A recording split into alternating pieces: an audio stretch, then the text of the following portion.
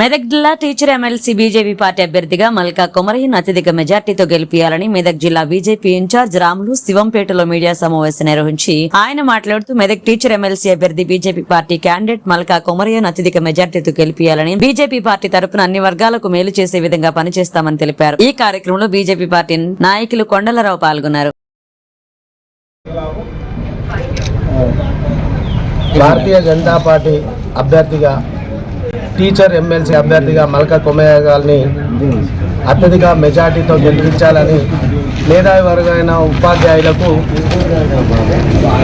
విజ్ఞప్తి చేస్తూ ఉన్నాం.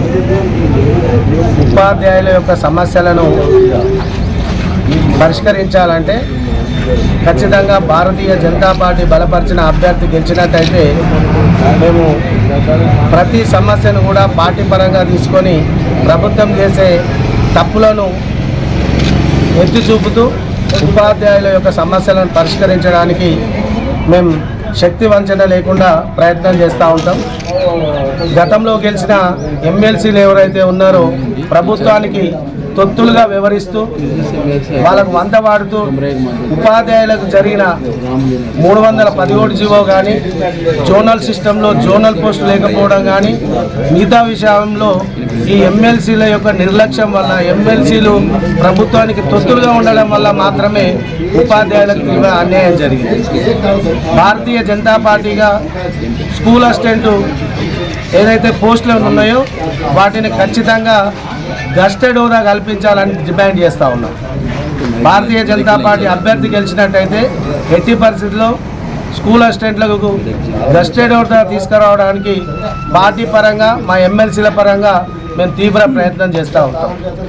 అదేవిధంగా గతంలో గెలిచిన ఎమ్మెల్సీలు ఎవరైతే ఉన్నారో వ్యక్తిగత అవసరాల కోసం వాళ్ళ యొక్క స్వలాభం కోసం అధికార పార్టీల దగ్గర తొత్తులుగా వివరించి పాఠశాలలకు కూడా కనీస వసతులు కల్పించడంలో విఫలం కావడం జరిగింది. మనం చిన్న ఉదాహరణ చూసినట్టయితే విద్యార్థులకు వచ్చే యూనిఫామ్ ఉన్నాయి, అవి బలపం బట్ట, నా నిజానికి చెప్తున్నా అది బలపం బట్ట, దానికి రంగేసి గీతల రంగులేసి పిల్లలకు పంపిస్తున్నారు. వాళ్ళకు ఒక 2 నెలలు 3 నెలలు కూడా ఉంటాయి వాళ్ళకి సంబంధించి పిల్లలకు, ఒక 2-3 నెలల్లో అవి చినిగిపోతూ ఉంటాయి.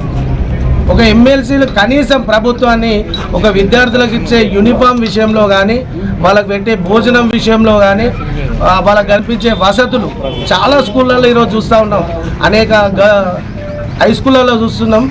అమ్మాయిలు 15 ఏళ్ళు 12 నుంచి 15 ఏళ్ళ ఆడపిల్లలకు కనీసం వాళ్ళకు ల్యాట్రిన్స్ కూడా యూరినల్స్ కూడా లేని దరిద్రమైన పరిస్థితి ఈరోజు మనం తెలంగాణలో చూస్తూ ఉన్నాం. హైకోర్టు కూడా పిలిచి ప్రశ్నించినా కానీ ఈ ప్రభుత్వం ఇప్పటి వరకు కూడా స్పందించలేదు. మేము ఉపాధ్యాయ ఎమ్మెల్సీగా గెలిచినట్టయితే ఉపాధ్యాయుల సమస్యలే కాదు, వ్యవస్థను బాగు చేయడం కోసం విద్యార్థుల పక్షాన, ఉపాధ్యాయుల పక్షాన, పాఠశాల కనీస వసతుల పక్షాన ఉండి మా పార్టీ కొట్లాడి ఖచ్చితంగా న్యాయం చేస్తుందని చెప్పేసి మేము కోరుతా ఉన్నాం. ఖచ్చితంగా మేధావులు ఆలోచించాలి. మీరందరూ మేధావి వర్గం భారతీయ జనతా పార్టీని ఆశీర్వదించి మల్కా కొమరయ్యకు మాకు ఓటు వేయవలసిందిగా మీ అందరికీ విజ్ఞప్తి చేస్తాను.